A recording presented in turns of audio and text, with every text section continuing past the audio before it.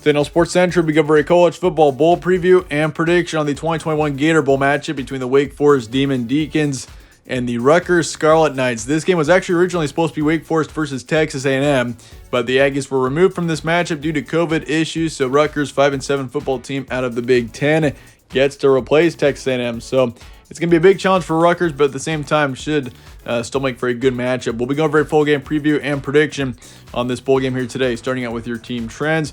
Wake Forest lost to Pittsburgh in the ACC championship game, 21-45 was your final score there. So Wake Forest, it's been a great season for this football team, one of the best ones in recent memory.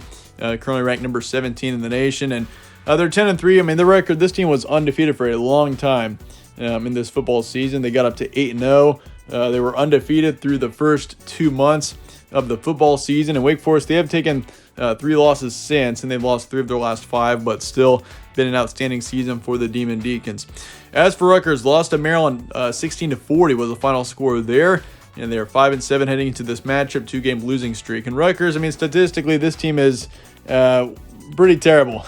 One of the worst teams in the Big Ten. I'm just going to be honest here. If you look at the stats here on this Rutgers football team, which we'll get into more in just a little bit. Rutgers, this isn't even a close matchup. The spread, for example, is going 14.5 points towards Wake Forest in this matchup, which isn't terribly surprising. Wake Forest has been a major contender in the ACC. This team was in the conference championship, and Rutgers on the flip side at 5-7.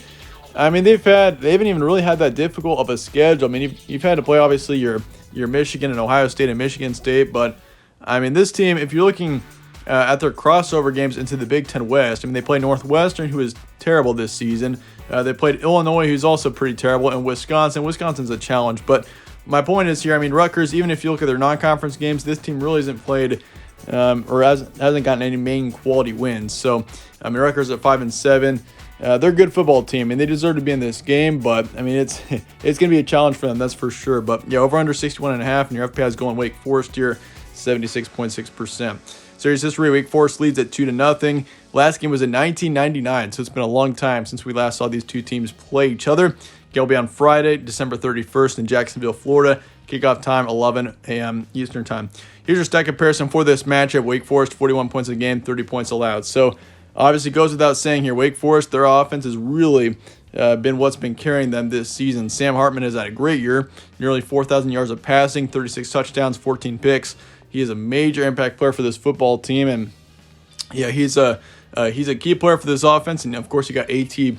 Perry as well, the top receiver on this football team, 1,100 yards, 14 touchdowns as well. So this offense has been stacked in this football season. I think that caught a lot of people off guard.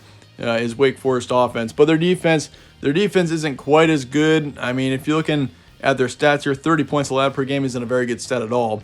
And then of course you got passers game 307, so mainly a passing offense, 161 rush yards, and then for yards allowed, 221 passing, 202 for rushing. So rushing defense has been a bit of an issue this season for Wake Forest, but you're going up against a Rutgers offense that really has not been able to do too much this season. Rutgers has 20 points a game, 24 points allowed, 172 passers a game, 140 rush yards, and then for yards allowed, you got 229 passing, 162 for rushing. The main thing that Rutgers has going for them here, though, is their strength of schedule. If you look at Wake Forest here, even them, Wake Forest has played NC State, Clemson, Pitt, etc.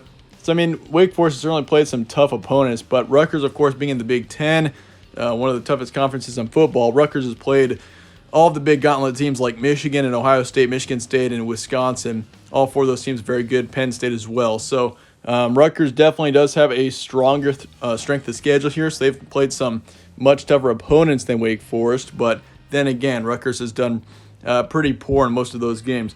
Some recent matches, Wake Forest lost to Pitt 21-45, beat Boston College 41-10 on the road, lost to Clemson 27-48. So they got blown out to Clemson. Lost to North Carolina by 3, 55-58.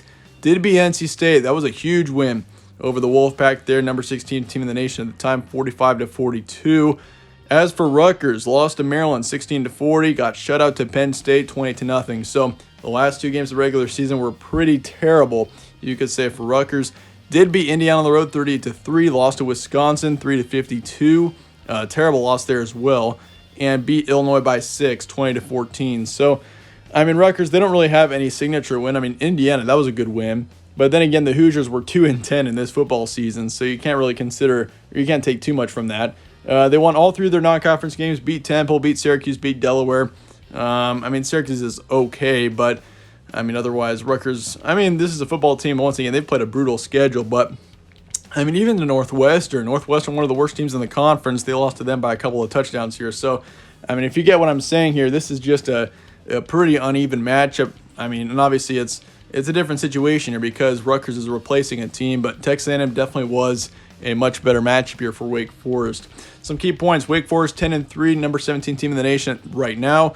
Started 8-0, have lost 3 of their last 5. So momentum-wise, they have lost a little bit of steam down the stretch, but they have played some tougher teams like Pitt, of course, Kenny Pickett, outstanding team. Clemson really found their stride down the stretch. They actually just won their bowl game against Iowa State today. So, I mean, Clemson, that's a football team that has dramatically improved over the course of the season. So when Wake Forest played them, Clemson was playing their best ball. Like if Wake Forest played Clemson back in September, for example, I do think, or maybe even early October, Wake Forest would have a very good chance of winning that. But Clemson has really risen up in the past few weeks.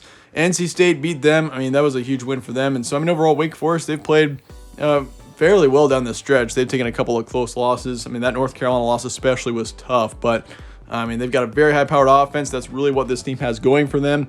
And they're originally supposed to play Texas A&M once again. As for Rutgers, have had a few promising wins. I mean, they beat Indiana 30-3. That's probably the best win of the season.